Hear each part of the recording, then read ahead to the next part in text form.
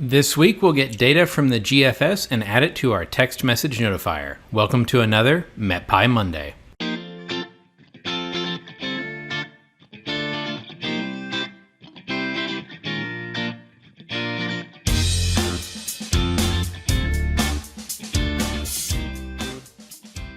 Hello, I'm John Lehman, a software engineer for Unidata. This week we're going to go ahead and get the data from the GFS that we want text to us in our text message notifier service we started building last week. Of course, we're going to need some imports. So at the top, I've imported datetime and time delta objects from the datetime library. I've imported units from MetPy, the threads data server catalog from Siphon, and I've imported NumPy to get us started. All right, so where we left off was we had some fake data in for max and min temperatures. We're going to need to specify a location where we want to get the GFS forecast, get that forecast, and then replace those values. So let's put in some location information. In this case, we're going to get the forecast for a latitude of negative 94.45 and a longitude of 36.18. Now we're ready to get the actual GFS forecast. So we're going to get GFS, and we're going to use the best time series, so the best GFS, create an instance of the threads data server catalog, and then I'm going to paste in the URL for the best GFS from Unidata's threads server. Now, if you want to know how to get to that, I encourage you to go back to the MetPy Monday video where we looked at getting a full time series from a thread server. But you can just navigate to this address or copy and paste it. All right, so now we've got that threads catalog for the best GFS. So we're going to get the data set for the best GFS.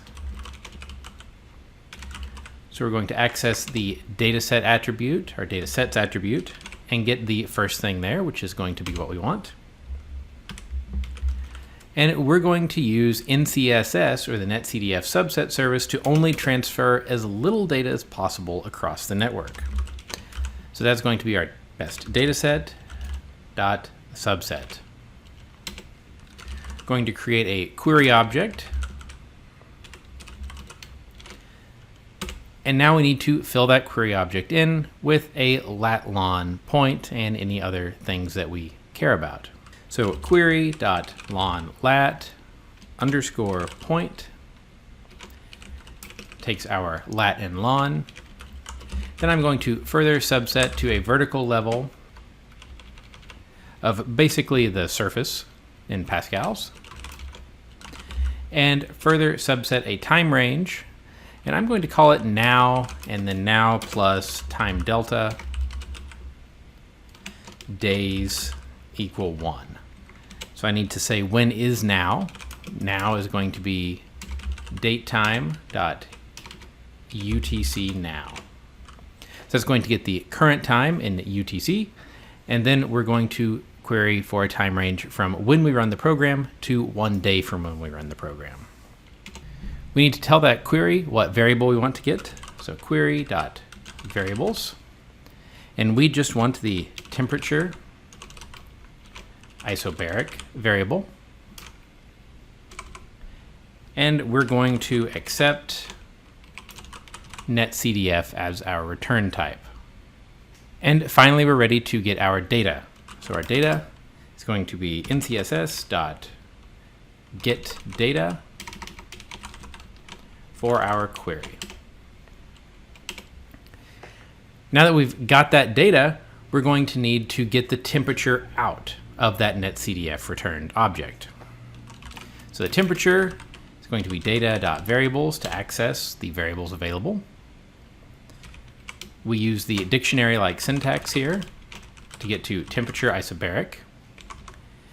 Just to get the raw data, I'm going to use an empty slice. And then I'm going to use squeeze to remove any zero length dimensions. Now I'm going to get the index of the maximum value using argmax from NumPy. and the index of the minimum value argmin from NumPy. The reason I'm getting the index is because if I did decide to add more variables, for example, I wanted to know what is the humidity at each of the maximum and minimum temperature times, we could do that pretty easily. So now we're ready to replace these fake values here and actually get the minimum and maximum temperatures. So the max temperature is going to be temperature index max, but right now it's going to be in Kelvin. So I'm going to use MetPy's unit conversion. I'm going to assign units.kelvin, and then I'm going to wrap that in parentheses and call .to degf for degrees Fahrenheit. We can copy and paste that, changing to index min to get the minimum temperature. So now this should work, but we're going to want to change one more thing. This is going to send us a very long text message to machine precision in terms of temperature, and that's probably not what we're interested in. In fact, I probably only care about the whole number degree, but I'm going to go ahead and send the first decimal as well. So in our f string here, I'm going to use :.1f to only get the first digit after the decimal. And I'm going to call .m, so we go ahead and drop the units before we do that, since I'm specifying the units here in my f string. Now we can go ahead and save this and run it. If we run our forecast notifier, we will get a warning from netcdf, but that's okay. And I just received a text message that shows the current GFS forecast.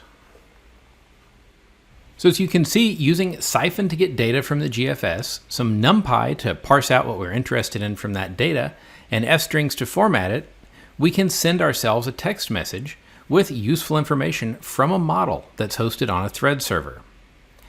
Now, next week we're going to talk about how you can more generally make your Python scripts run on a schedule. You may be used to tools like crontab, but we're going to explore some of the options on how to make your scripts run automatically at given times. I hope that you found this useful, and I'll see you on next week's MetPy Monday.